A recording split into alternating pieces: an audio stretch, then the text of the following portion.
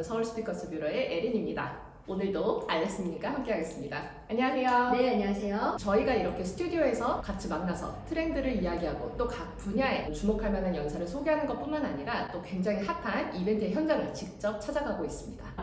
지난주에 스피커스 뷰로의 주리 씨가 월드 IT 쇼 전시회에 가가지고 종횡무진 활약을 하셨는데요.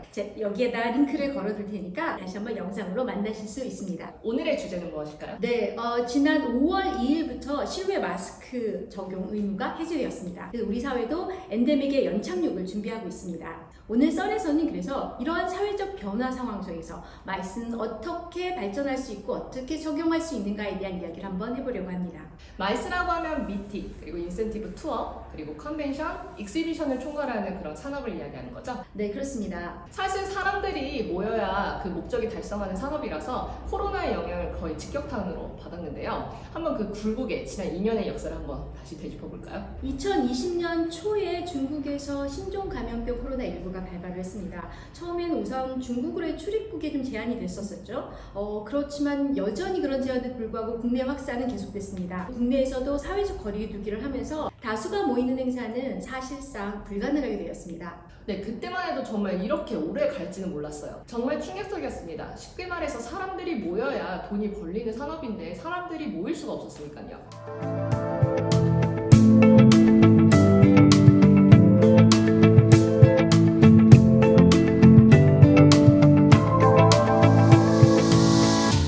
하지만 우리는 늘 그랬듯 또 다른 해결책을 찾았습니다. 네, 그렇습니다. 사회적 거리두기가 없고 국경 이동의 제한이 자유로운 곳을 찾아서 갑니다. 바로 온라인이죠. 이제 많은 전시와 국제회의가 온라인에서 개최를 했는데요. 우리가 매우 잘 아는 줌.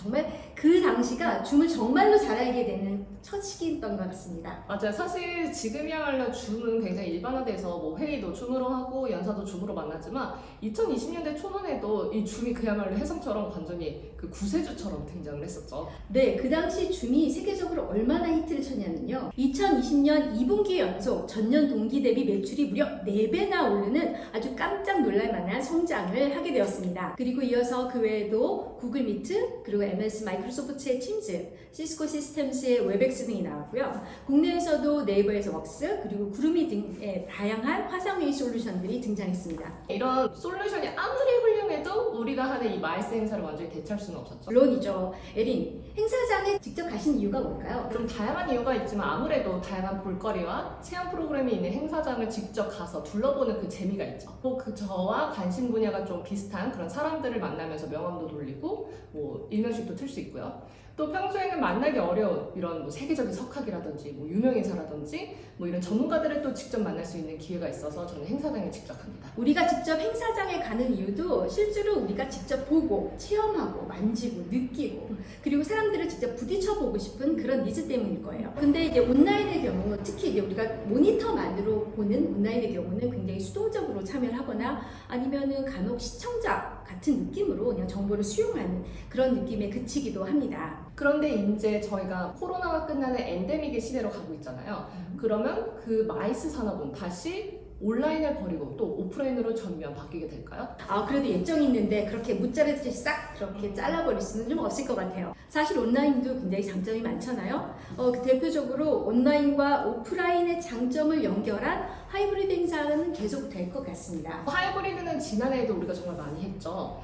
예를 들어서 현장에는 제한적이지만 국내 연사는 아무래도 무대에서 직접 강연을 하고 또 일부 청중들도 행사장에 오고요.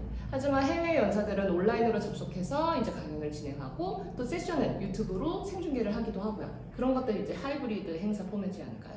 네, 작년에는 이제 그런 식의 하이브리드라는 행사를 저희가 진행을 했었는데요. 이제 앞으로는 조금 더 확장된 의미의 하이브리드가 필요할 것 같습니다. 기존과 차이가 있다고 얘기하면 온라인의 강점을 좀 더 극대화해야 되는 그런 저희의 미션이 있죠.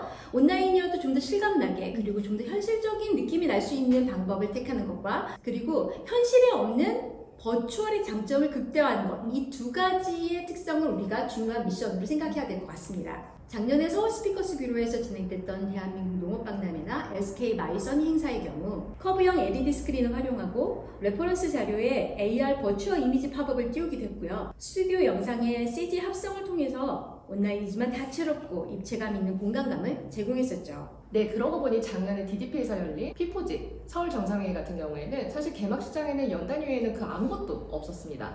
하지만 매핑 기술과 실시간 AR, VR 기술을 활용해가지고 울창한 숲과 멸종위기에 처한 동물들을 다시 탄생시켰죠. 그래서 청중들은 마치 숲속에 있는 듯한 리얼리티를 느낄 수가 있었습니다. 그 외에도 또 새로운 트렌드가 있을까요? 마이스 분야에서? 특히 제가 주목하는 기술 중에 하나가 바로 메타버스입니다. 몰입과 재미라는 이 두 마리 토끼를 잡는 것이 메타버스의 큰 기능인데요. 이 메타버스에서는 우선 나의 아바타가 등장을 합니다. 누구나 자신의 아바타를 만들어서 메타버스 회의에 참석을 하게 되는데요. 그러면 이 아바타가 직접 움직여서 세션장도 가고 옆에 있는 참가자하고 정보도 교환을 합니다. 또 네트워킹도 하고요. 그 안에서 게임도 하면서 정보를 얻게 되기도 하는데요. 또 연사를 만나기도 합니다. 이렇게 모니터를 가만히 쳐다보는 게 아니라 계속 나의 아바타가 행사장을 여러 가지 움직이면서 정보를 얻어야 되기 때문에 좀 더 몰입감 있기도 하고요. 재미있게 참여할 수 있기도 합니다. 네, 이렇게 코로나로 고통받던 지난 2년간 마이스 산업계는 어떤 해결책을 찾아냈는지 그리고 행사들은 어떻게 진행되었는지 이야기를 나눴는데요. 마이스 산업은 또 어떻게 변화할까요? 다음 트렌드썰에서는 알렉스님과 그 못다한 이야기를 이어서 해보도록 하겠습니다. 다음 시간에 만날게요. 안녕.